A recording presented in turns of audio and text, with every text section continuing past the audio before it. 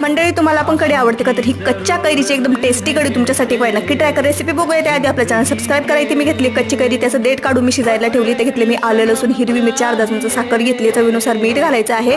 त्यामध्ये आपल्याला घालायचं आहे कोथिंबीर आणि पुदिना. हे सगळं आपल्याला वाटून घ्यायचं आहे. त्यानंतर बघू शकता इथे आपली जी कैरी ना ती शिजून त्याची कोय आणि त्याचं टर्कल वेगळं झालंय. तर हे दोन्ही सुद्धा आपल्याला काढून घ्यायचे. त्याचा गर फक्त कुकरमध्ये ठेवायचा आहे. त्यामध्ये 1 ते 1.5 चमचा बेसन घातलंय, वाटलेलं वाटण घालायचंय.